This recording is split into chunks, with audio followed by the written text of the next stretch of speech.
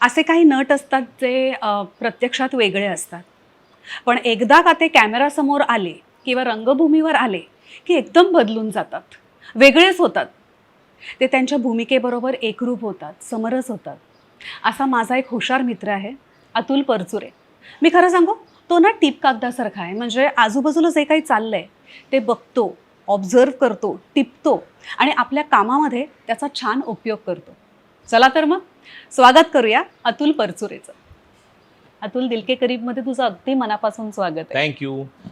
आणि मित्र म्हटल्याबद्दल खरंच मनापासून थँक्यू. म्हणजे मग काय ते फॉर्मॅलिटी राहत नाही शिल्लक, म्हणजे उगाच फॉर्मल बोलत राहायचं, इंटरव्ह्यू त्याचं होत नाही. नाही, तसा आपला काही फॉर्मल इंटरव्ह्यू नसतो. मस्त आपण धमाल गप्पा मारणार आहोत. First मला मी जरी मित्र म्हणले तरी मला तुझ्याबद्दल, आपण एकत्र काम नाही केलंय अतुल, सो तुझ्याबद्दल मला फार माहिती नाहीये, पण मला खूप उत्सुकता होती एक ॲक्टर म्हणून, एक माणूस म्हणून तुझ्याबद्दल जाणून घ्यायची. सो आय थिंक आज ते दिल के करीबच्या माध्यमातून आपण करू शकतो. येस नक्की. बरं, गप्पांना सुरुवात करायच्या आधी काही गिफ्ट्स आहेत तुझ्यासाठी. ओके, हे जे आहे ते क्षमा बर या ब्रँडचं आहे आणि ते आपण रोज वापरू शकतो असं उठणं आहे. ओके. ते प्लीज उघडून बघ. त्यांनी ना तुझ्यासाठी एक लेटर सुद्धा दिलं आहे आतमध्ये. अरे नमस्कार अतुलजी, मी तुम्हाला काका म्हणू का? कारण तसे आपले परचुऱ्यांच्या घरातले खूप लांबचे संबंध, ऋणानुबंध. नुकतंच मी तुमचं नातीगुती आणि व्यक्तिनिवल्ली हे कलाविष्कार यूट्यूबवर पाहिले. लॉकडाऊनमध्ये घरच्यांची आणि माझी या अजरामर कलाकृती बघायची इच्छा पूर्ण झाली. मी ज्या दिवशी हे पाहिलं त्याच दिवशी तुमच्या फॅन क्लबमध्ये अजून एक नाव जोडलं गेलं.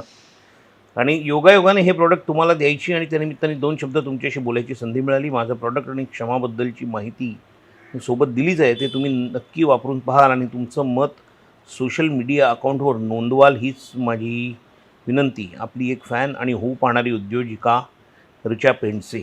Thank you very much. नक्की. आणि माझं मत नक्की मी सोशल मीडिया म्हणजे कशावर? फेसबुक, इन्स्टा, तू ज्याच्यावर ॲक्टिव्ह असशील.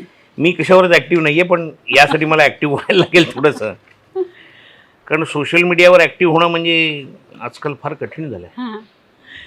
आणि होलीलामाकडून हे ऑर्गॅनिक प्रॉडक्ट्स आहेत. हेही Thank you तुला so आणि much. सोनियाला खूप आवडतील. ओके. चाय मसाला जिंजर एक्सलंट, म्हणजे हे माझ्यासाठी आहे. हां.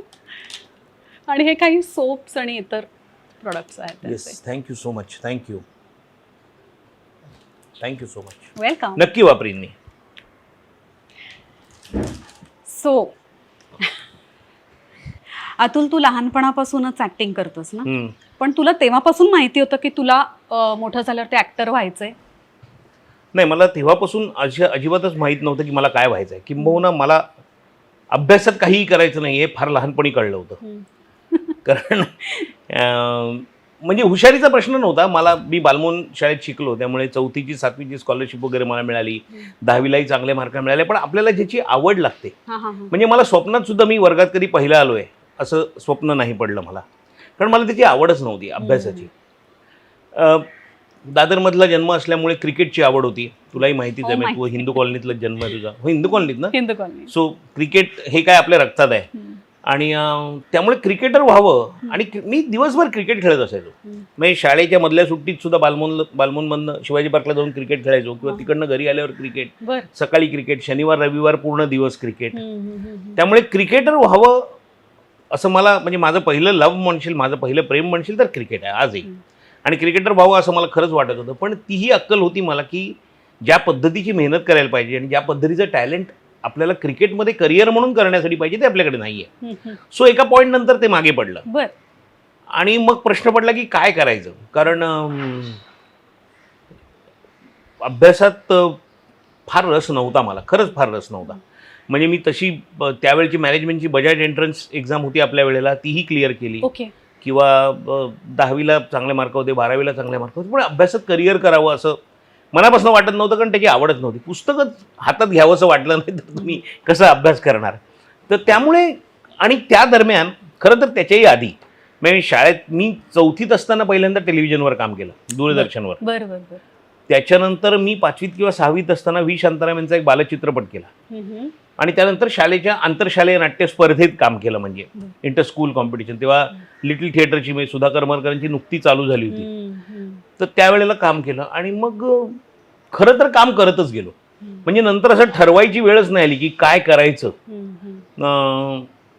कारण 10वी झाली माझी आणि 10वी झाल्यानंतर माझ्या आयुष्यातलं फार महत्त्वाचं नाटक म्हणजे टिळक आणि आगरकर. ते नाटक म्हणजे कॉलेजचा पहिला दिवस, सगळी मुलं अशी कॉलेजमध्ये जात होती आणि मी असा रुपारेलच्या मधनं बाहेर पडून ट्रेन पकडून साहित्य संघात गेलो रिहर्सलला. त्याच्यानंतर 3.5 महिने मी कॉलेजला गेलोच नाही, कारण रिहर्सल असायची रोज. आणि ते काय आनंदाचीच गोष्ट होती ना की कॉलेजला जायचं नाही आणि रिहर्सल करायची.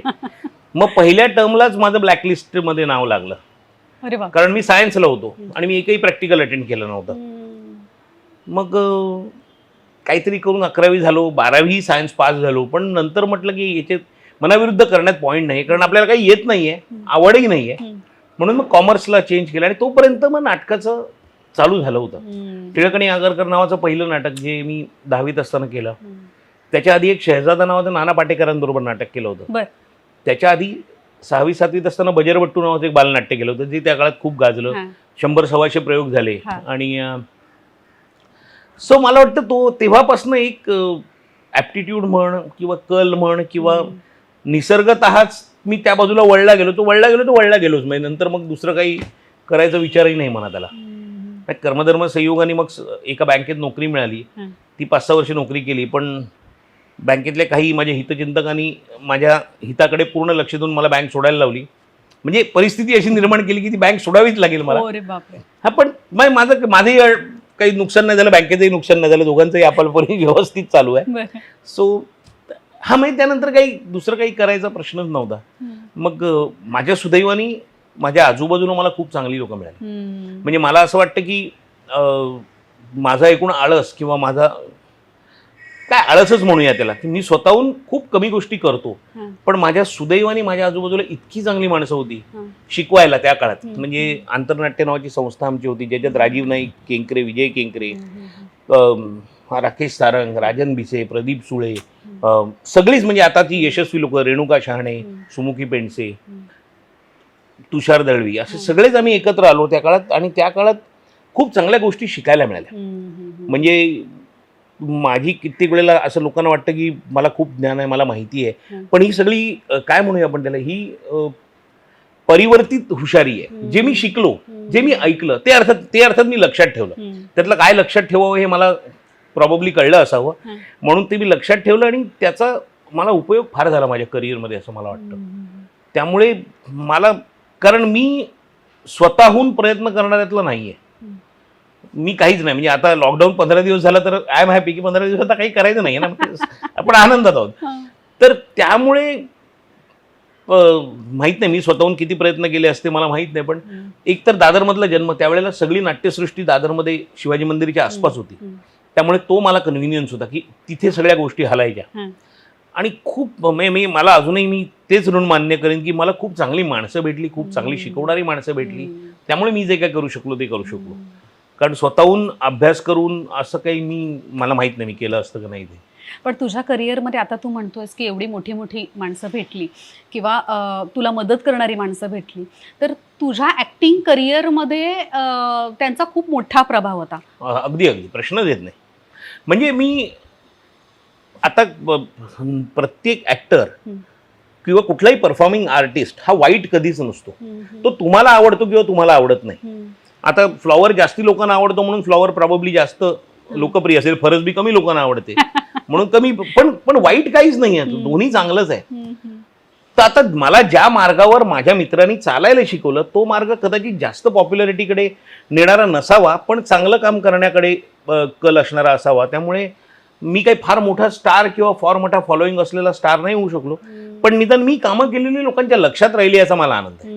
मी पहिलं नाटक केलं अनाहत नावाचं राज्यनाट्य स्पर्धेला, ते वेदांवर आधारित होतं, अजित बुरेंनी ते डिरेक्ट केलं होतं. तर तिथे मला म्हणजे त्या नाटकानंतर तो सगळा प्रवास जो झाला त्यात चांगलं मराठी बोलायची सवय लागली, चांगलं मराठी ऐकायची, चांगलं मराठी बोलायची सवय लागली. त्यातून मराठी मीडियममध्ये शिकल्यामुळे तीही वाचनाची सवय होती आणि त्याचा मला फायदा पुढे 20 वर्षांनी व्यक्ती आणि वल्ली करताना झाला. कारण व्यक्तिनिवल्लीचे जेव्हा रिहर्सल सुरू झाल्या तेव्हा मला पाठांतरासाठी फार श्रम घ्यावे लागले नाहीत, कारण ऑलरेडी पुस्तक मी 100 वेळा वाचलेलं होतं. त्यामुळे त्यातल्या अर्ध्या गोष्टी मला मुखोद्गत होत्या, माहीत होत्या. तो फायदा ऑटोमॅटिकली झाला, खूप खूप झाला. तरी सुद्धा तुझ्या ऍक्टिंग करिअरमध्ये तुझा आदर्श किंवा ऑल टाइम फेवरेट असा कोण आहे? ऑल टाइम फेवरेट नाही, खूप लोक आहेत, खरंच खूप लोक आहेत. कारण ज्यांचं एक काम बघून मी मेस्मराईज झालो असे खूप परफॉर्मन्सेस आहेत. म्हणजे मोहनची अनेक कामं, मोहन जोशीची मी अनेक कामं बघितली ज्याच्याबरोबर मी काम केलं, प्रभावळकरांच्या बरोबर काम केलं. तेच मी सांगतो काय, मला लकीली चांगल्या ॲक्टर्स बरोबर काम करायची पण संधी मिळाली. म्हणजे तरुण तुर्कमध्ये मधुकर तोरडमलांबरोबर काम करायची संधी मिळाली, किंवा म्हणजे ह्या सगळ्यात. आणि यांची नावं मी मुद्दामून एवढ्याचसाठी घेतोय की ती संस्कारक्षम वयात, म्हणजे ज्या काळात आपण ॲक्टर म्हणून आपला रस्ता शोधत असतो त्या काळात ही लोक माझ्या बाजूला होती. आणि म्हणजे टेक्स्टबुक म्हणावीत अभिनयाची, तर टेक्स्टबुक्स आहेत सगळे. आणि त्यांनी बसून शिकवलं नाही, पण त्यांच्या कामातनं, त्यांच्या अस्तित्वाने, त्यांच्या बरोबर राहण्याने मी इतकं शिकलो की ते मला खूप पुढे पुरत गेलं नंतर. पण ॲक्टर म्हणजे अगदी ज्याचा मी कायमच फॅन राहिलो असं म्हणजे एक तर रॉबर्ट डिनिरो, दुसरं म्हणजे जॅक निकल्सन. अर्थात त्याच्यात पण परत खूप लोक आहेत म्हणजे ज्यांची कामं, टॉम हँक्सची कामं खूप आवडली. शर्ली मॅकलिन मला एकेकाळी भयंकर आवडत होती, किंवा मेरिल स्ट्रीप आहे. मेरिल स्ट्रीप तर ऑल टाइम ग्रेट आहे. आपल्याकडे सुद्धा काही कमी लोक नाहीत. अमिताभ बच्चननी कायम मला इम्प्रेसच्या पलीकडे जाऊन काय असेल तर ते केलं आहे, की कमाल आहे त्या माणसाची. 77व्या वर्षी त्या माणसाकडे जो उत्साह आहे, त्या माणसाकडे म्हणजे हिरोला वय नसतं. अमिताभ बच्चननी कुठल्याही सिनेमात काम केलं तरी ते मध्यवर्ती पात्रच होतं. रोल कुठेही असू दे, ते मध्यवर्तीच येऊन बसतात. असं ऍक्टर म्हणून त्यांचा जो करिश्मा असतो ना, तो फार म्हणजे लोभसवाण आहे. आणि तो या वयातही कायम आहे, तो कायमच कसं काय राहिला एवढी वर्ष. पण Amitabh Bachchan is all time favourite, काही प्रश्नच नाही. पण तसं मला तुझ्याबद्दल सुद्धा वाटतं की तुझी भूमिका लहान मोठी कुठली, म्हणजे ऑफकोर्स रंगभूमीवरती तू खूप मोठ्या मोठ्या तगड्या भूमिका केल्यास, पण फिल्म्समध्ये, हिंदी चित्रपटात एस्पेशली तू छोट्या भूमिका केल्यास पण त्या कायम लक्षात राहतात रे. हां, म्हणजे अगदी मला पण याचा अनुभव आहे. आता तू बच्चन बद्दल बोललास ते नेहमी मला तुझ्याबद्दल वाटतं. नाही असं नाही, पण म्हणजे मला लकीली आता मी 4-5 पिक्चर मला आठवते, म्हणजे अनेक पिक्चरमध्ये मोठेही रोल होते, पण एक सीन करून सुद्धा लक्षात राहिला. एक तर म्हणजे बिल्लू बार्बर मधला तो सिक्वेन्स आहे तो जत्रेतला, किंवा अमिताभ बच्चन बरोबर बुड्ढा होगा तेरा बाप मध्ये पहिला इन्स्पेक्टर, म्हणजे 1-on-1 एक सीन करायला मिळणं बच्चन बरोबर फार मोठी गोष्ट आहे. म्हणजे फार मजा आली मला. कारण आयुष्यभर आपण हम जहा खडे होते लाईन वही से सुरू होती हे वाक्य पडद्यावर बघितलं होतं, पण 1.5 फुटावरनं मी पहिल्यांदा ऐकलं. आणि धमाल म्हणजे शाहरुख खान, लकीली मी तेच म्हटलं की मला हिंदी सिनेमात सुद्धा खूप चांगल्या लोकांबरोबर काम करायला मिळालं. म्हणजे प्रियदर्शन सारखं डिरेक्टर असेल, मी 3-4-5 सिनेमे केले प्रियदर्शन बरोबर. डेव्हिड धवन असेल, सुधीर मिश्रा असेल, अजीज मिर्झा, महेश भट्ट, नंतर चांगले लोक, रोहित शेट्टी, सगळ्यांबरोबर काम करायला मिळालं. किंवा शाहरुख खान, सलमान खान, अजय देवगण, अनिल कपूर, गोविंदा, असे नाव खूप घेता येतील पण नाही, म्हणजे खूप लोकांबरोबर काम करायला मिळालं. किंवा इव्हन मला लकीली करमचंदचा जेव्हा रिमेक झाला खूप वर्षापूर्वी, पण अर्थात तो फारसा चालला नाही, पण तेव्हा मी पंकज कपूर बरोबर त्या आधीच्या याच्यात जे इन्स्पेक्टर खान म्हणून जी भूमिका होती ती मी नंतर पंकज कपूर बरोबर केली तेव्हा. सो चांगल्या लोकांबरोबर कामं करायला मिळाली, चांगल्या लोकांबरोबर. शेवटी काय आहे, शेवटी तुम्ही जितक्या चांगल्या लोकांबरोबर काम कराल तितकं तुमचं काम चांगलं होत जातं. त्यामुळे मला असं वाटतं की ते जे काही आपलं चांगलं काम असतं ते माझं स्वतःचं नसून ते या लोकांमुळे आणि एन्व्हायरमेंटमुळे खूप असतं असं मला वाटतं. की खूप आजूबाजूच्या लोकांचा फरक पडतो, खूप फरक पडतो. आणि अर्थात तुम्हाला चांगलं काय घ्यायचं हे शिकता आलं पाहिजे आणि त्यातलं काय घ्यायचं हेही ठरवता आलं पाहिजे. मला तेच विचारायचं होतं तुला की तू कसं ठरवतोस काय घ्यायचं आणि काय नाही घ्यायचं. ते काय नाही घ्यायचं हे तर कसं सांगणार, म्हणजे आता ते आपल्याला काय गोष्टी अपील होतात आणि काय गोष्टी अपील होत नाहीत, किंवा ज्या गोष्टींचा आपल्याला त्रास होतो त्या गोष्टी आपण सहसा वाट्याला जाणार नाही त्या गोष्टींच्या, त्यामुळे त्या नाही घ्यायच्या. पण ज्या आपल्याला उपयोगी पडतील, म्हणजे मी तुला अगदी खरं सांगतो, नाटकात काम करताना किती वेळेला एखादी गोष्ट केली ना की मला असं तर डोळ्यासमोर तरुण जातं की हे आपण तिथे बघितलं होतं, त्याची रिफाईंड आवृत्ती कदाचित मी केली असेल. त्याचं कदाचित काय म्हणूया आपण, चांगलं वाईट असं नाही म्हणता येणार, पण त्याचं एक जनरेशन डाऊन नाही, जनरेशन अप आपण केलं असेल, पण ते कुठेतरी बघितलेलं होतं आणि ते आपल्याला आयत्या वेळेला रिकॉल, म्हणजे तो खण आयत्या वेळेला उघडता आला, हे महत्वाचं आहे त्यातलं मला वाटतं. आणि ती मला खरंच सांगतो, मी आता इव्हन लॉकडाऊनमध्ये गेल्या वर्षी मी अनेक सिनेमे बघितले, अनेक गोष्टी बघितल्या, त्यातनं मला एवढंच कळलं की आपल्याला खूपच शिकायचं आहे, पण काहीच येत नाहीये असं वाटायला लागलं. असं तू जर का म्हणायला लागलेस तर आम्ही काय करायचं? नाही, असं काही नाही, खरंच आहे, अगदी खरंच आहे. म्हणजे अर्थात मी जेव्हा हे म्हणतो किंवा एखादी नेटफ्लिक्स किंवा प्राईम किंवा हॉलिवूडमधल्या आपण सिनेमाचं जेव्हा उदाहरण घेतो, त्या नटांनी चांगलं काम केलं आपण जेव्हा म्हणतो, तेव्हा त्याला मिळणाऱ्या पूरक गोष्टींचा पण आपण विचार करायला लागतो. त्याला कदाचित 6 महिने आधी स्क्रिप्ट मिळत असेल, त्याला कॅरेक्टरायझेशन लिहून मिळत असेल, किंवा काय करायचं नाही हे ठरवायची वेळ मिळत असेल त्याला. आपण स्क्रिप्टवर जातो, आपल्याला सीन मिळतो आणि आपण तो करतो. म्हणजे आता मी माझा उशिलनामध्ये परवा माझे 2 सीन झाले, त्याच्यावर खूप कौतुकाचे फोन आले, टीकेचेही फोन आले, तर मी कौतुकाचे फोन सोडून दे, पण टीकेचे फोन जास्त सिरियसली घेतले आणि त्याचा मी विचार करत होतो. पण विचार करताना माझ्या असं लक्षात आलं की भूमिका काय आहे ही मला कळली, बरोबर आहे, पण त्याचे डायलॉग आणि त्याचा सीन मला जर का सेटवर जाऊन मिळणार असेल तर मला त्यातनं इव्हॉल्व्ह व्हायला काहीतरी वेळ लागेल की नाही. सो ही मी टीका पॉझिटिव्हली घेतली की हा माझा प्रोसेस चालू आहे ना अजून कॅरेक्टर शोधण्याचा, तो कदाचित 10, 12, 15 एपिसोड नंतर पूर्ण होईल. त्याच्यानंतर तुम्ही टीका करा किंवा कौतुक करा, त्या दोन्ही गोष्टी मी पॉझिटिव्हली घेऊ शकतो. आत्ता मी कौतुकही पॉझिटिव्हली घेऊ शकत नाही, टीकाही पॉझिटिव्हली घेऊ शकत नाही, मलाच माहित नाही मी काय करतोय, आणि शेवटी ते समोर जाऊन कसं दिसणार आहे हेही माहित नाही. नाटक करत असताना काय होतं, तुम्हाला 1 महिना मिळतो, म्हणजे ट्रायल एररला वेळ असतो किंवा करून बघायला वेळ असतो. टेलिव्हिजन सिरियलमध्ये दुर्दैवाने तो वेळ मिळत नाही. म्हणजे तो वेळ मिळतो, पण तोपर्यंत एपिसोड पण टेलिकास्ट होतो. त्यामुळे तुम्ही जो प्रेक्षक बघतोय त्याला हे कारण नाही देऊ शकत की मला वेळ नाही मिळाला. तो तुमचं फिनिश प्रॉडक्ट बघायला बसला, त्यामुळे त्या फिनिश प्रॉडक्टवर त्याचं ओपिनियन किंवा त्याचं मत तो देणार 100%. आणि मला वाटतं निगेटिव्ह ओपिनियन जास्त वाचून, जास्त सिरियसली त्याचा विचार करून त्याच्यावरनच फायदा होऊ शकतो. कारण पॉझिटिव्ह तर ठीक आहे, तुमचं आवडलेलंच आहे काम, सो ते ठीक आहे, पण जे आवडलेलं नाही आहे त्याच्यावर काय करता येईल हा विचार मला वाटतं जास्त महत्त्वाचा असतो. कारण काय करायचं नाहीये हे एकदा ठरलं की मग रोल करणं सोपं असतं. कारण करायचे ऑप्शन्स 50 असतात, पण त्या 50 पैकी हे 25 मला करायचे नाहीत आणि या 25तच मला काम करायचं आहे, हे एकदा ठरलं की मला काम सोपं होऊन जातं असं मला वाटतं. म्हणजे अभिनय नाटकात काम करताना किंवा कुठलीही भूमिका घेताना काय करायचं नाहीये हे पहिलं मी ठरवतो, म्हणजे माझ्यापुरतं. आणि मग ते पुढचं मग करणं काय आहे ते मग तो तुमचा एक स्क्वेअर ठरलेला असतो, स्क्वेअर किंवा काय तुमची जी एरिया असते ती ठरलेली असते, यातच मला काम करायचं. मला तेच तुला विचारायचं होतं की तू अभिनय करताना तुझी थॉट प्रोसेस काय असते, पण मला असं वाटतं मला उत्तर मिळाले. थॉट प्रोसेस म्हणजे एकतर नाटकाची सवय असल्यामुळे अनेक गोष्टी ट्रायल एरर कराव्या लागत नाहीत सिरियलमध्ये. कारण बहुतांशी भूमिका ज्या येतात आपल्याकडे त्या आपण कधी ना कधीतरी केलेल्या असतात, त्याच्यावर काम कधी ना कधीतरी केलेलं असतं. मी तुला सांगतो, मला फार फायदा झाला या गोष्टीचा. मी जेव्हा तुमचा नाही देखा नावाची फिल्म करत होतो दिया मिर्झा बरोबर, महेश भट्ट, अनुराग बसूची फिल्म, आणि त्या दरम्यान त्याला बिचारायला बरं नाहीसं झालं, मग तो पण ती फिल्म त्यांनी कम्प्लीट केली. आणि त्यात दिया मिर्झाच्या भावाची भूमिका होती आणि ती थोडंसं मेंटली चॅलेंज वगैरे अशी भूमिका होती.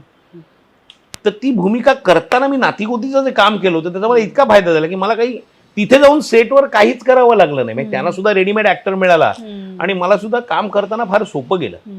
पण हे मला वाटतं हे थिएटरमध्ये विविधांगी भूमिका केल्यामुळे त्याचा फायदा जो सिरियल किंवा सिनेमामध्ये होतो, कारण तिथे तुम्हाला रिहर्सल करायला वेळच नसतो आणि तो वेळ तुम्ही वाचवू शकता लोकांचाही.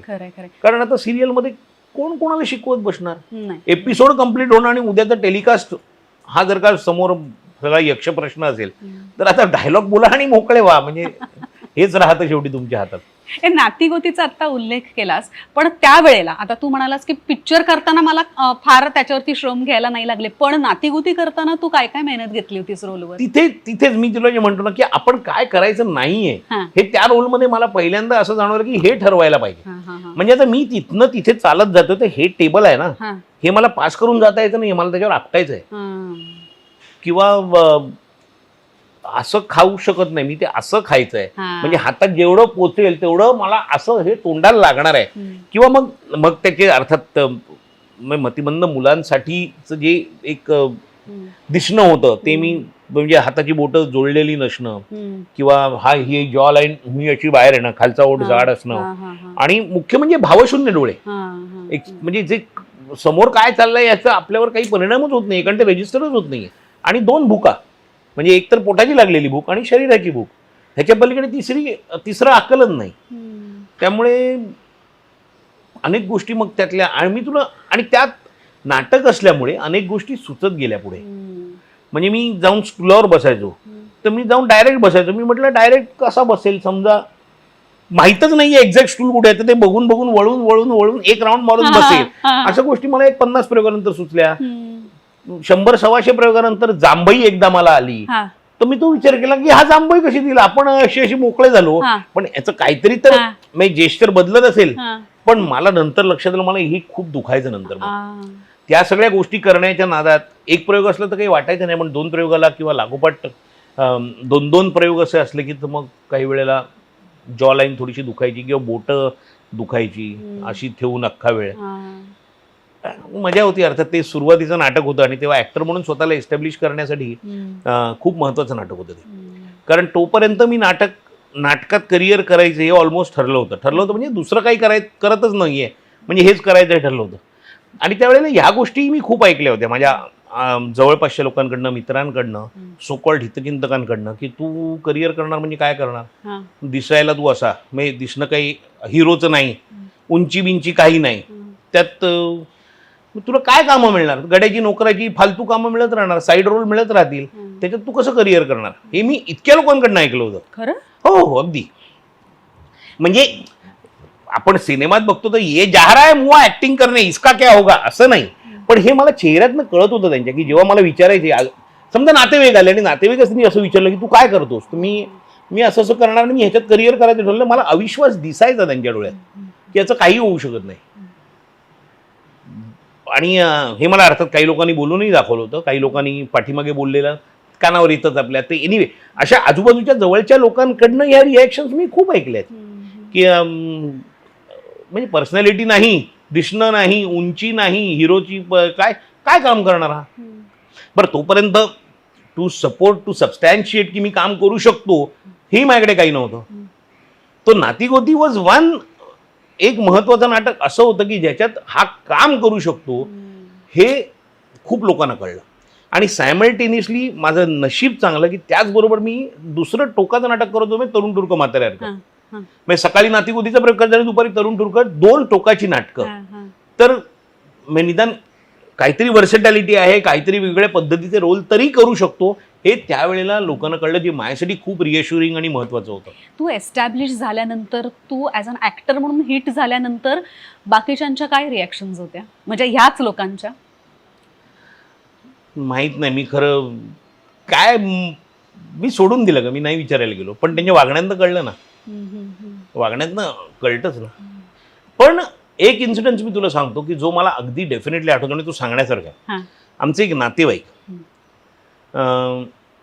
ज्यांनी मी एक नाटकात काम करायचं ठरवलं वगैरे वगैरे, त्याच्यानंतर घरच्यांशी बोलून हा नालायक आहे, काही होणार नाही, हे काय करणार आहे, त्याचे काय पैसे मिळवणार, काय कामं मिळणार, हे सगळं बोलून झालं होतं. पण त्याच्यानंतर जेव्हा मी थोडं एस्टॅब्लिश झालो, मला वाटतं व्यक्तिनिवल्ली वगैरे झालं आणि मी दादरमध्ये एक माझे स्वतःचं घर घेतलं. ते घर घेतल्यानंतर तोच माणूस स्वतःहून सांगायला आला की माझं चुकलं. अच्छा, पण असे कमी लोक असतात. एकच होता की हे मान्य करणं की माझा अंदाज होता की याचं काही होणार नाही, पण जर का आज हा दादरमध्ये घर घेऊ शकतो स्वतःचं, तर हा पुढे जाऊन काहीतरी करेल, हा सर्व्हाइव्ह होईल. म्हणजे मला वाटत होता फुकट गेला, पण हा फुकट नाही गेला. आणि हे येऊन मान्य करणं, अनेक लोकांनी हे मान्य नाही केलं, पण त्यांच्या बदललेल्या वागण्यांना ते कळतं ना. त्यामुळे पण ती मजा येते माहिती की आपल्याबद्दल या माणसाचं ओपिनियन काय होतं. आणि खूप गोष्टी लक्षात राहतही नाहीत काय बोलल्या जातात त्या, पण ज्या गोष्टी लक्षात राहतात त्यांची वागणी बदललेली पाहिलं तर फार मजा येते. म्हणजे आणि मला काही त्या गोष्टीचा त्रास होत नाही. म्हणजे आता कायमच असं म्हटलं जातं की माझ्यावर अन्याय होतो, माझ्यावर अन्याय झाला, पण माझ्याबरोबर जे इतर लोक काम करायला जे आले ते माझं भलं व्हावं म्हणून आलेलं नाहीत ना, ते त्यांचं भलं व्हावं म्हणून आले. त्यामुळे त्यांनी स्वतःचा विचार केला तर त्यात चूक काहीच नाहीये. प्रॉब्ली माझ्याबद्दलही अनेक लोकांना हा अनुभव आला असेल की यांनी फक्त स्वतःचा विचार केला आणि माझ्यावर अन्याय केला. मी नोईंगली केलं का अननोईंगली केलं हे मला माहित नाही. मी नोईंगली नाही केलं असं माझा जरी दावा असला तरी कोणाला तरी माझ्याबद्दल हाही एक्सपिरियन्स असू शकतो की. तर मला नेहमी असं वाटतं की हे बघ, दिल को बहलाने की खयाल अच्छा है गालिब असं म्हणतात ना, की मी तर टॅलेंटेड आहे पण माझ्यावर लोकांनी अन्याय केला म्हणून मला पाहिजे तेवढं यश नाही मिळालं. हे मनासाठी आपल्याला म्हणजे विचार करायसाठी ठीक असतं, पण कोणीच तुम्ही भलं व्हावं किंवा तुम्ही यशस्वी व्हावं म्हणून या क्षेत्रात आलेलं नाहीये. प्रत्येकजण मला यशस्वी व्हायचं म्हणून या क्षेत्रात आलेलं आहे. मी सुद्धा मला यशस्वी व्हायचं म्हणूनच आलोय की. मी काय सुलेखाला जाऊन ऑस्कर मिळावं ही माझी तमन्ना, म्हणजे ऑस्कर मिळाला तर मला आनंद होईल पण ही माझी तमन्ना असू शकत नाही ना. माझी तमन्ना मला ऑस्कर मिळालं तर हीच असू शकते ना. तर त्यामुळे माझ्यावर कोणी अन्याय केलाय आणि मला कोणी त्रास दिला वगैरे हे रडगाणी गाण्यात काहीच अर्थ नाहीये. मला वाटतं की जसं मला काही लोकांबद्दल वाटत असेल की ह्यानी माझ्यावर अन्याय केला समजा, तसं काही लोकांना माझ्याबद्दलही वाटत असेल की ह्यानी माझ्यावर अन्याय केला किंवा हा माझ्याशी नाही चांगला वागला. फेअर इनफ, म्हणजे असं वाटूच शकतं आणि हे वाटण्याचा प्रत्येकाला अधिकार आहे. त्यामुळे कोणीही काय म्हणतो त्याला विक्टिमाइज स्वतःला करणं, कारण ते फार मस्त आहे ना. एकदा तुम्ही स्वतःला विक्टिमाइज केलं की तुमच्या अपयशाला कारण शोधावी लागत नाहीत. सोपं आहे. म्हणजे माझ्यावर लोकांनी अन्याय केला ना, मी काहीच चुकलो नाही, मी सगळंच चांगलं केलं पण अन्यायच केला त्याला मी काय करणार म्हणून मी यशस्वी नाही झालो. हे एकदा तुम्ही स्वतःला पटवून दिलं की मग काही करायचा प्रश्नच येत नाही. ते मी स्वतःला काही पटवून देत नाही, कारण जसा माझ्यावर अन्याय झाला असं मला वाटत असेल, मला वाटत नाही पण समजा वाटलं कधी तर हे लोकांनाही माझ्याबद्दल वाटू शकतं की माझ्यावर याने अन्याय केला. सो काही नाही, हरकत नाही. पण आता मॉरल ऑफ द स्टोरी काय आहे की तू अतिशय हुशार आणि यशस्वी नट आहेस आत्ता. काय मला माहित नाही. मी खरं सांगू का की हुशार यशस्वी वगैरे, यशस्वी आपण कशाला म्हणायचा हा प्रश्न आहे खरंच. म्हणजे हा तरतम भावानी काय यशाची व्याख्या, तरतम भावानी यशस्वी आहे असं पण म्हणू, माहित नाही मला. यशस्वी होण्याची व्याख्या मला पैसे ही एक व्याख्या आहेच. म्हणजे मी असं कधीच म्हणणार नाही मी कलेला वाहून घेतलं आणि मला फक्त कला हवी आणि मला काही नाही मिळालं तर नाही. मला सर्व ही सुख ही हवी, मला पैसेही मिळवायला हवेत. पण त्याच्याबरोबर मला असं वाटतं की यशस्वी होण्याची व्याख्या ही आहे जेव्हा तुम्हाला ज्या लँग्वेजमध्ये तुम्ही काम करता. आता मला सांगतो, मी समजा हिंदीमध्ये काम करतो तर मला पॅन इंडिया ओळखलं जाईल असा एक परफॉर्मन्स झाला की आयुष्यभर मला अमजद खाननी शोले नंतर काहीही गायलं नसतं तरी अमजद खानला ओळखलं असतं. असा एक परफॉर्मन्स झाला तर मी त्याला यशस्वी म्हणेन. तोपर्यंत यशस्वी ही व्याख्या नाहीच आहे. म्हणजे काही मी तर खरंच काही केलेलं नाही आणि मनापासून मला असं वाटतं की माझ्या हातनं असं काहीही घडलेलं नाही की ज्याचा मी अभिमान बाळगावा. हा, मी सर्व्हाइव्ह झालो. नाही पण मी तुला खरं सांगतो, हे अगदी मनापासून सांगतो आणि हे खरं आहे. 2-5 रोल चांगले केले असतील, लोकांच्या लक्षातही असतील, पण जोपर्यंत पॅन इंडिया तुम्हाला एका रोलसाठी का होईना ओळखलं जात नाही ना, तोपर्यंत यशस्वी वगैरे ठीक आहे. म्हणजे आपल्याला तेच दिल को बहलाने गेले खयाल अच्छा है गालिब की आपण यशस्वी आहोत, आजूबाजूला बाहेर पडले की लोक ओळखतात वगैरे. हे तुझं म्हणणं आहे. आमच्यासाठी तू अतिशय यशस्वी आहेस आणि दिल के करीबचे सगळे प्रेक्षक सुद्धा हे मान्य करतील, हो की नाही? बरं, तू क्वांटिटी खूप केलीस कामाची, ते तर तू मान्य करशील ना. म्हणजे छोट्या एका स्पॅनमध्ये काम भरपूर केलंस आणि सातत्याने छान काम करत राहिलास तू. हा, म्हणजे मला क्वांटिटीचं मला माहित नाही. क्वांटिटी कशी ठरवणार आपण? कारण जर का तू प्रयोगाची संख्या म्हणलीस तर मी साधारण मराठी रंगभूमीवर 3-3.5 हजार प्रयोग केलेत. पण 10,000 आणि 5,000 आणि 7,000 प्रयोग केलेले खूप ऍक्टर्स आहेत. म्हणजे खूप आपले नावावर घ्यावे असे यशस्वी ऍक्टर्स आपण बघतो. सिनेमे म्हणशील तर मी 45-47 हिंदी सिनेमा केलेत. त्यातले काही अगदीच 1-1, 2-2 सीनवाले आहेत. त्यामुळे सिरियल म्हणशील तर सिरियल मी हाताच्या बोटावर मोजणे इतक्या केल्या. 5-7 हिंदीमध्ये. हा, आता सिंगल एपिसोडवाल्या सिरियल त्या काळात खूप केल्या, पण मला खूप काम नाही केलं. मी खूप काम केलं असं मला वाटत नाही. मी महिन्याचे 30 दिवस कधीच बिझी नव्हतो. 2दा होतो अपवादात्मक, म्हणजे ती आर.के. लक्ष्मण की दुनिया नावाची एक सब टीव्हीवरची सिरियल करत होतो तेव्हा, आणि यम है हम नावाची ती सिरियल करतो. तिसरी म्हणजे जागो मोहन प्यारे करत होतो तेव्हा. या 3 सिरियलला मी सेंट्रल कॅरेक्टर करत असल्यामुळे मी 27-28 दिवस बिझी असायचो. पण नाहीतर मी खूप मी एक मात्र नक्की सांगेन की मी विविध क्षेत्रात काम केलं. तू जाहिराती सुद्धा खूप केल्यास. मी मराठी नाटक केलं, मराठी सिरियल केली, मराठी सिनेमा केला, हिंदी नाटक केलं, हिंदी सिरियल केली, हिंदी सिनेमा केला, इंग्रजी नाटक केलं, इंग्रजी सिनेमा केला. म्हणजे एवढं तरी केलं. इंग्रजी सिनेमा? म्हणजे भरत दाभोळकरांचा एक पिक्चर होता, बर तो पण केला होता. बर बर बर तो एक केला होता. आणखी कुठला तरी केला होता, मला विसरलो होतं मी इंग्लिश कुठला सिनेमा होता, केला होता. हे जाहिरातींची सुरुवात कशी झाली मला सांग ना. जाहिरातींची सुरुवात झाली, मला एकदा मंगळवारी माझ्या एका मित्राचा फोन आला, जेव्हा तो कॉन्ट्रॅक्ट ॲडव्हर्टायझिंग एजन्सीमध्ये काम करत होता, संदीप कश्यप. तर तो म्हणला की उद्या तुला वेळ आहे का, एक ऑडिशन आहे जाहिरातीची. कारण तोपर्यंत त्यावेळी खरंच तुला सांगतो की जाहिरात वगैरे हे आपलं मराठी माणसांचं फार कमी क्षेत्र होतं. म्हणजे असं मुद्दामून कोणी जायचं नाही किंवा तिथले ऑडिशन वगैरे आपल्याला कळायचेच नाही. मला वाटतं पहिला यतीन होता, यतीन कार्यकर होता, ज्याच्या खूप ॲड झाल्या. कुणाल विजयकर होता, विहंग नायक होता, किशोर प्रधान होते, अशा काही लोकांनी खूप काम केलं. आत्माराम भेंडेंनी केलं होतं. आत्ताच्या काळात तू आणि निखिल रत्नपारखी सुमितनी खूप केलं. सुमित राघवननी खूप काम केलं ॲडव्हर्टायझिंग मध्ये. निखिल खूप करतो.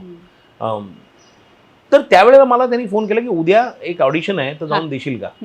मी रिकामा होतो तेव्हा. हायलाईट नावाची ॲड एजन्सी होती केम्स कॉर्नरला, तिथे मी, मला वाटतं मंगळवारची गोष्ट आहे, मी ऑडिशन दिली त्यांना.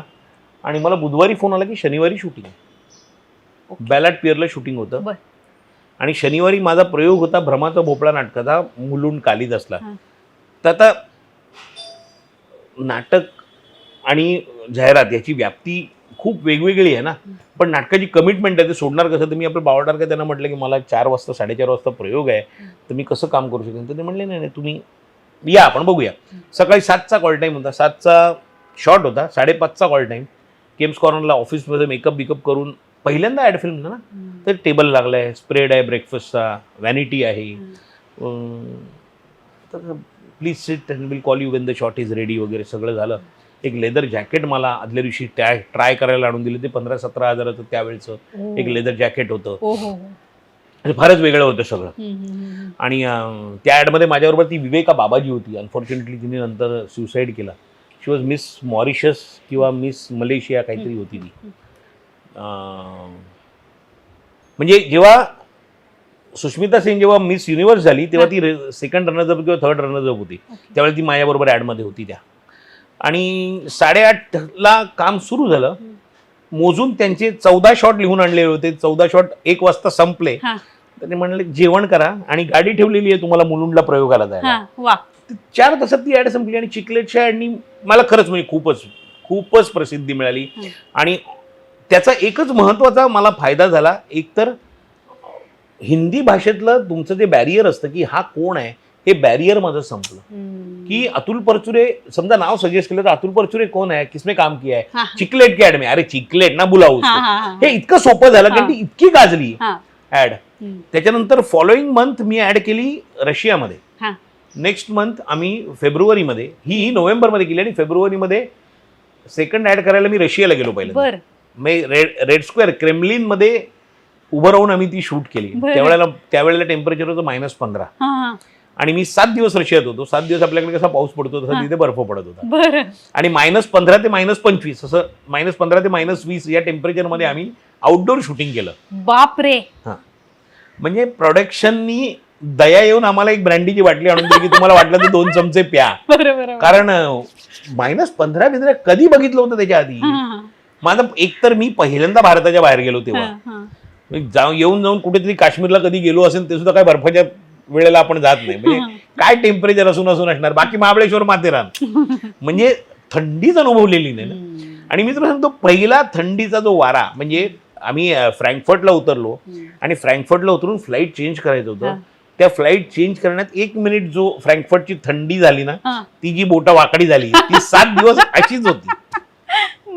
फार फार मजा आली. पण तेव्हा म्हणजे तेव्हा एक तर टक्कल केलं होतं मी तेव्हा पूर्ण ॲडसाठी. आणि त्या वरनं बर्फ पडतोय. अरे धमाल. पण त्यांनी अगदी म्हणजे फॉलोड बाय मला इमिजिएटली सईद मिर्झांची सिरियल मिळाली, राजा का बाजा. आणि माझी खंत आयुष्यातली म्हणशील तर ती एकच आहे की ती सिरियल कोणी पाहिली नाही. कारण त्याच्या आधी सईद मिर्झांचा काय ट्रॅक रेकॉर्ड होता. नुक्कड, प्लॅटफॉर्म, खामोशी वगैरे ज्या सिरियल होत्या त्या म्हणजे कल्ट सिरियल होत्या. आणि त्या ऑल पॅन इंडिया त्या पॉप्युलर होत्या, इतक्या लोकांना आवडल्या. आणि त्या सिरियलमध्ये मला मेन रोल मिळाला राजाचा. राजा का बाजा 26 एपिसोड शूट केले. त्या प्रत्येक एपिसोडमध्ये मी होतो. आणि ती सिरियल नॅशनल नेटवर्कला मला वाटतं त्यावेळेला ओम नमः शिवाय सिरियल चालू होती. हो, कुठली तरी अशी अशी धीरज कुमार यांची 9:30 ते 10:30 ती असायची. 10:30ला आमची सिरियल त्यांनी स्लॉट दिला. कोणी बघितलीच नाही. म्हणजे माझ्या मते माझं टेलिव्हिजनवरचं सर्वोत्कृष्ट काम कोणीही बघितलं नाही. आणि त्याचं काही रेकॉर्डही नाही आहे. त्यावेळेला ते युमॅटिक किंवा काय ते काय डिजिबिटावर असेल तर तो त्याचे एपिसोडही माझ्याकडे नाही. प्रत्येक ऍप वरती आपली म्हणजे मला माझी खंत आयुष्यातली म्हणशील तर एवढी आहे की मला असं वाटतं की माझं सगळ्यात चांगलं काम हे लोकांसमोर आलंच नाही. त्याच्यानंतर इमिजिएटली तिथे अझीज मिर्झांची ओळख झाली आणि मग फिर भी दिल हिंदुस्तानी केला मी शाहरुख खान बरोबर. शाहरुख खानचं होम प्रोडक्शन. अशा एक एक गोष्टी एकातनं होत गेल्या. सो हिंदी फिल्म्सची सुरुवात तुझी अशी झाली इथून. म्हणजे कारण त्याच्यात खरंच सांगतो तुला इतकं ते लोकांना काम आवडलं माझं. सईद मिर्झा सारख्या माणसाला काम आवडलं, अझीज मिर्झा सारख्या माणसाला काम आवडलं, कुंदन शाह हे सगळे लोक होते तिकडे असोसिएट. त्यांना इतकं काम आवडलं माझं की त्यांचं म्हणजे चर्चा हीच होती की आता मुंबईला गेला आणि सिरियल एकदा टेलिकास्ट दिली की हा आपल्या हातात लागणार नाही. हा तर काय स्टार होणार ना आता की मेन रोल सईद मिर्झाच्या सिरियलमध्ये करतोय. सो बरं मीही त्या आपल्याला काय आजूबाजूलाच रोज ऐकून ते असंही वाटायला लागतं ना की आता पण तसं काहीच झालं नाही. ठीक आहे म्हणजे. पण त्याच्यानंतर फिर भी दिल हिंदुस्तानी केला. शाहरुख खान पहिलं प्रोड्युसर व्हेंचर आणि खूप चांगले त्या फिल्मच्या दरम्यान माझे आणि त्याचे खूप चांगले संबंध होते. म्हणजे was a very good producer, very good को ॲक्टर आणि मजा आली. म्हणजे त्यांनी खूप खूप गोष्टी सोप्या झाल्या त्या दरम्यान 99-2000 की माझं म्हणजे तो जो एक आयडेंटिटी क्रायसिस असतो की हा कोण आहे, नाव माहिती आहे पण हा माणूस कोण आहे, तो संपला. कारण इतकी मोठी फिल्म बघितली गेली, इतक्या मोठ्या ॲड फिल्म, तेव्हा 7-8 ॲड फिल्म चालू होत्या माझ्या. त्या सगळ्यांचं एकत्र ते चांगलं झालं माझ्यासाठी. मग पुढे मग 40-45 पिक्चर झाले. पण तिथे सुरुवात झाली खऱ्या अर्थाने की तो मराठीचा बॅरियर तोडून हिंदीमध्ये जाण्याची जी एक सुरुवात होती ती तिथे झाली. पण तेव्हा तुला असं म्हणजे तू म्हणतोस 45 फिल्म्स केल्यास तू हिंदीमध्ये. त्या करत असताना तुला असं कधी वाटलं नाही की आता आपल्याला मराठी करायची काही गरज नाहीये?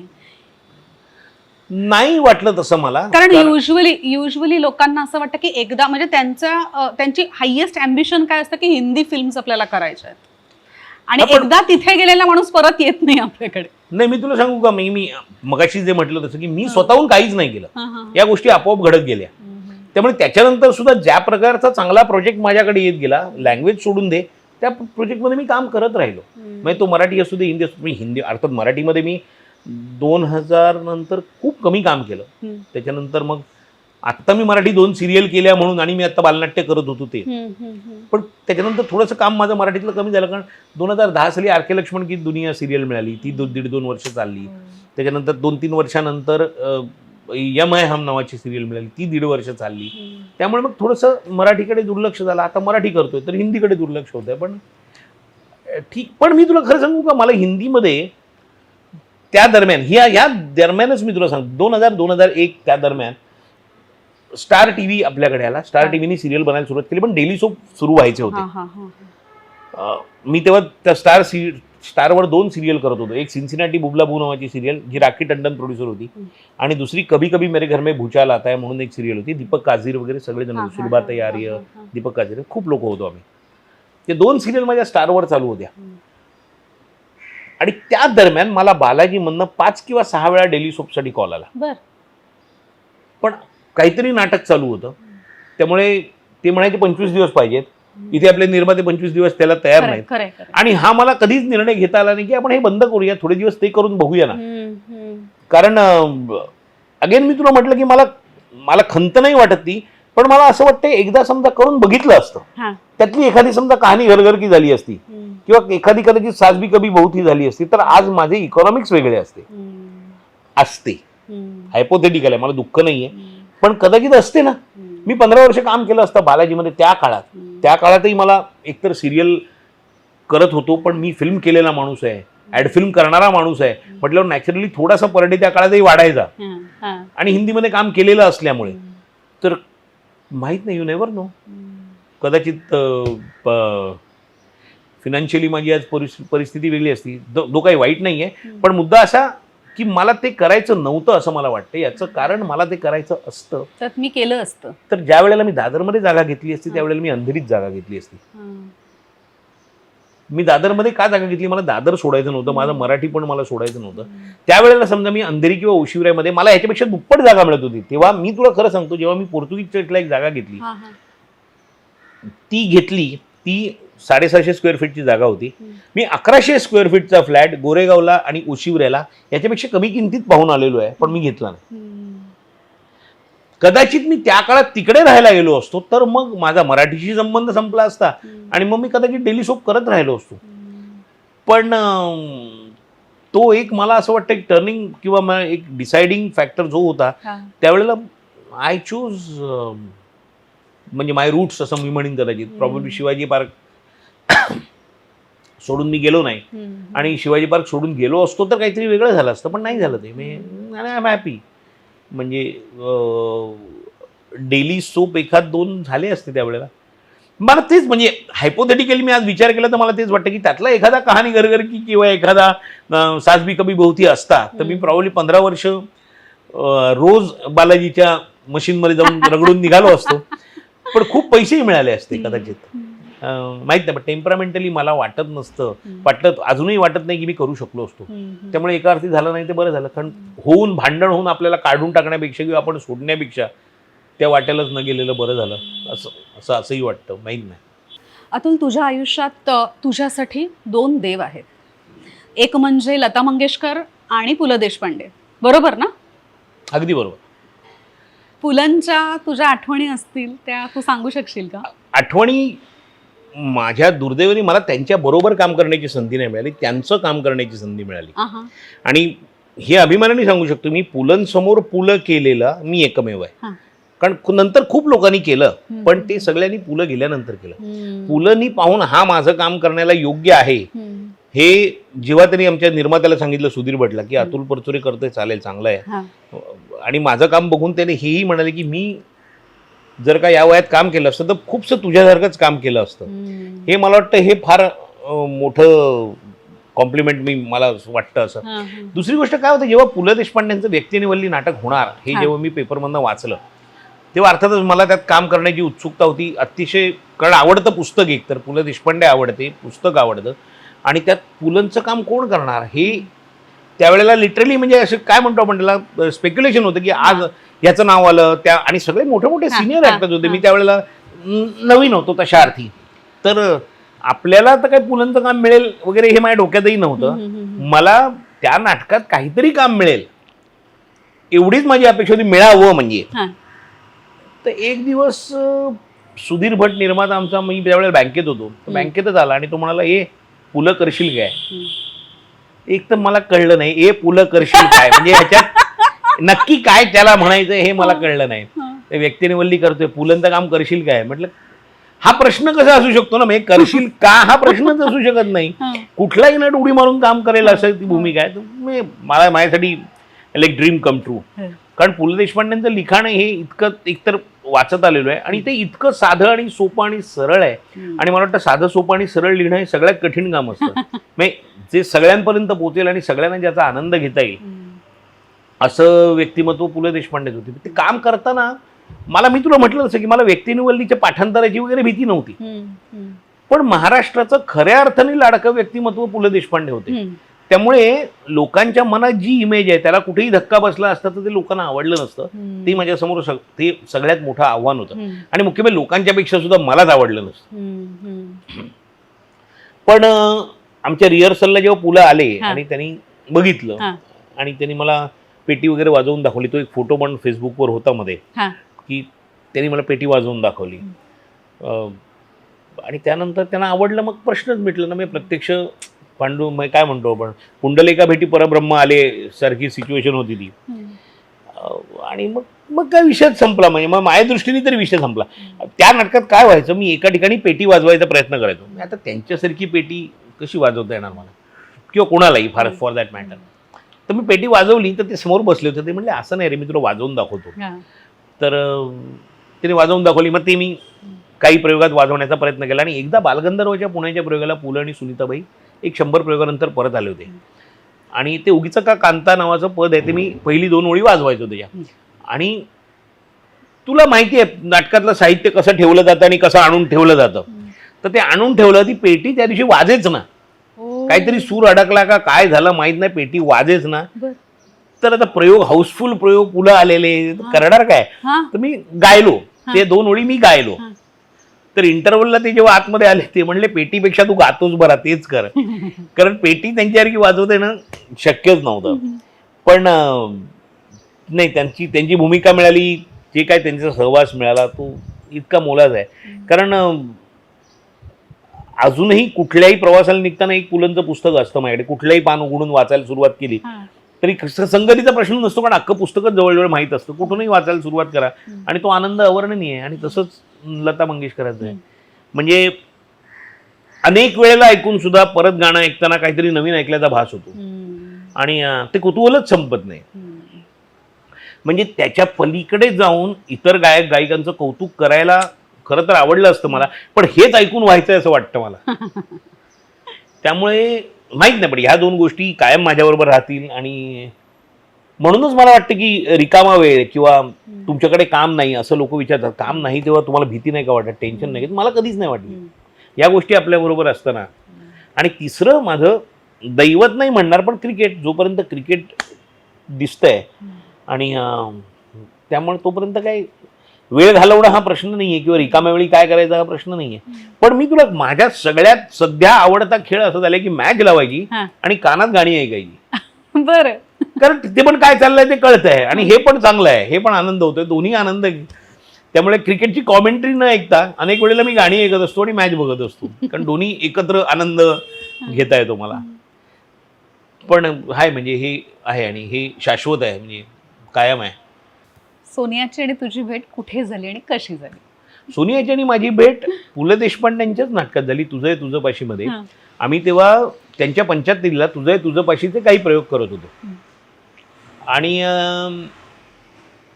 दोघांचंही कदाचित म्हणजे तिन्ही खूप वाचलेलं पु ल त्याच्या आधी नव्हतं, पण ते नाटकच असं आहे की तुम्ही योग्य वयातली माणसं जर का भेटलात तर तुम्ही प्रेमातच पडाल, अशा पद्धतीची ती रिलेशनशिप आहे श्याम आणि गीताची त्या नाटकातली.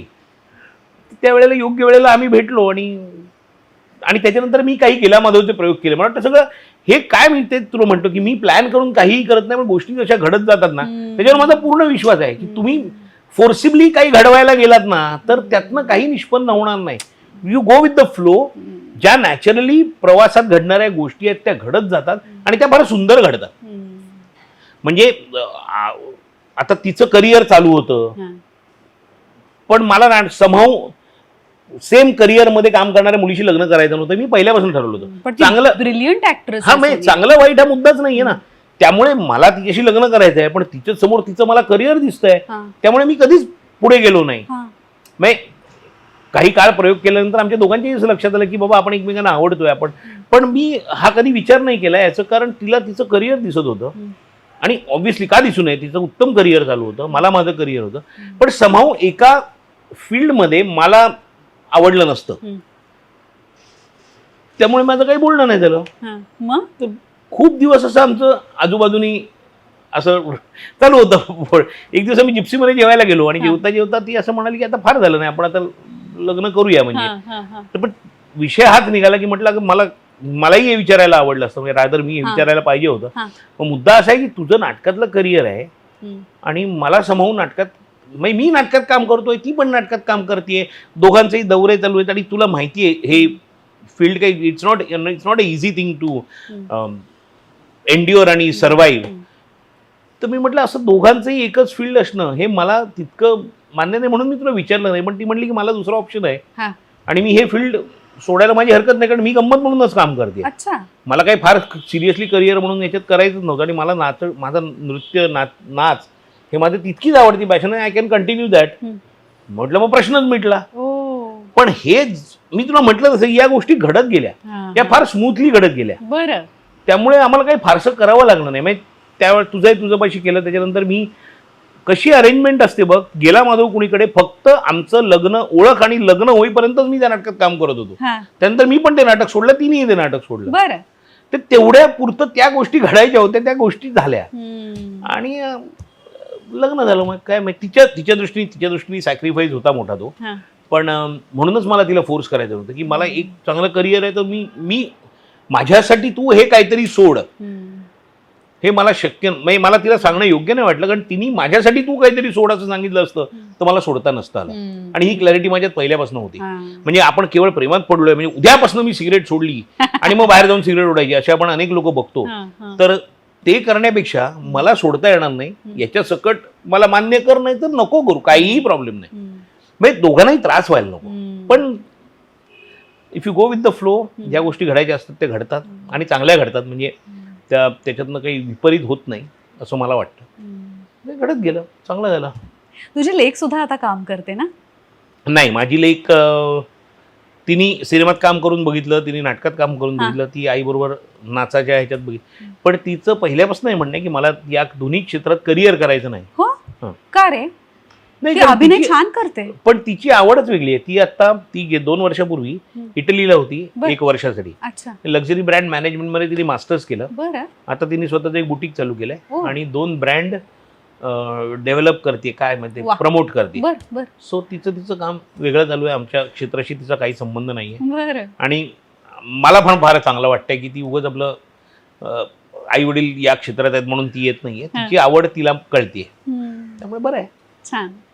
आणि मुख्य म्हणजे मुलगी असल्याचा ऍडव्हान्टेज आहे ना तो, की घरासाठी कमव किंवा घर चालव ही काही जबाबदारी नसल्यामुळे बाबा मला हे पाहिजे किंवा आई मला हे पाहिजे म्हटल्यावर सगळ्या गोष्टी होत आहेत अजूनही. त्यामुळे नाही, आणि तिचं ती काम करते. तिला बेसिकली मला असं वाटतं की मी जेव्हा करिअर म्हणून करायची वेळ आली तेव्हा मला काय आवडत आहे पेक्षा सुद्धा मला काय करायला पाहिजे याचा विचार जास्त करावा लागला. म्हणजे माझ्या आजूबाजूच्यांनी केला असावा तो, की नाटकात काम करून काय होणार आहे, शेवटी ह्याला मुलगा आहे, उद्याला घर चालवायचं आहे, उद्याला मयाने नोकरी केली पाहिजे, मयाने ग्रॅज्युएट तरी झालं पाहिजे, मयाने या गोष्टीपेक्षा मला वाटतं मला जे आवडत आहे ते करायची संधी चांगली ना कधी ती आम्ही तिला देऊ शकतोय. जे आम्ही दोघांनी पहिल्यापासून ठरवलं होतं की तिला जे हवंय ते तिला करू द्यायचं.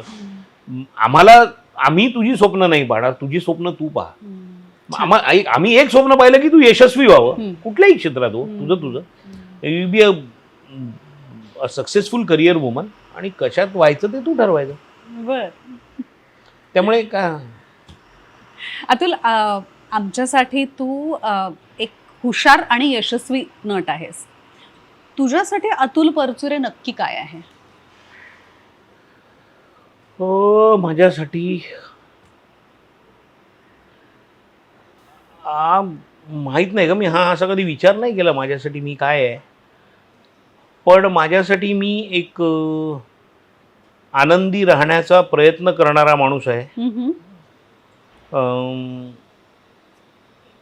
प्रत्येक क्षण जो आपल्या वाट्याला येईल, कारण हा क्षण आत्ता जो बोललेला तो गेला, तो परत येणार नाही. त्यामुळे प्रत्येक क्षण जो वाट्याला येईल तो चांगल्या पद्धतीने जगायचा प्रयत्न करायचा.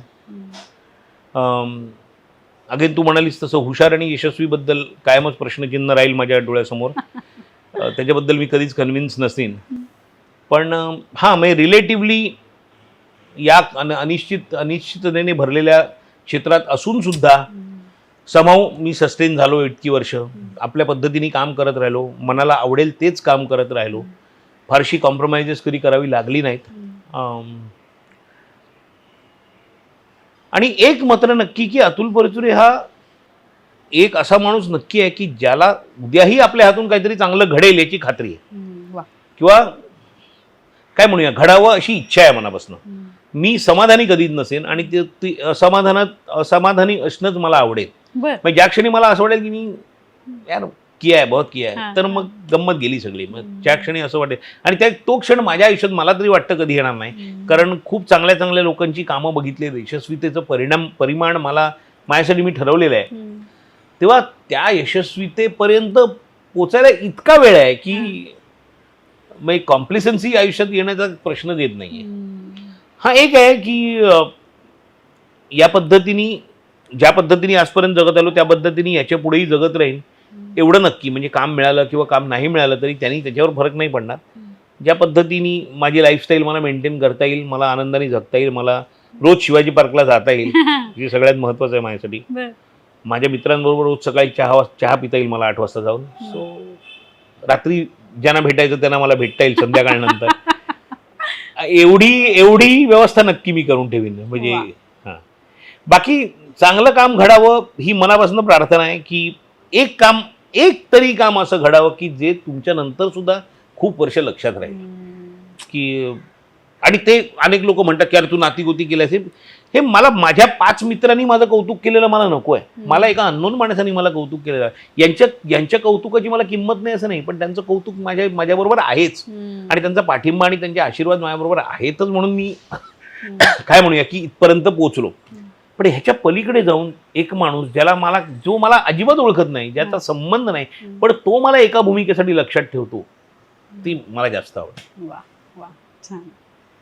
अतुल, खूप मज्जा आली तुझ्याशी Thank गप्पा you. मारून. आणि रादर वेगवेगळ्या विषयावरती आपण बोललो. मी खूप काही ऐकून घेतलं. मी आज खूप कमी बोलले. मला असं वाटलं मी खूप जास्त नाही, बोललो. तसं नाही, पण मला ना माझ्या ऐकत बसावं असं वाटत होतं मध्ये. म्हणजे तू जेव्हा बोलत होतास ना एवढं भरभरून, तेव्हा कुठेही मध्ये इंटरप्ट करू नये असं वाटत होतं.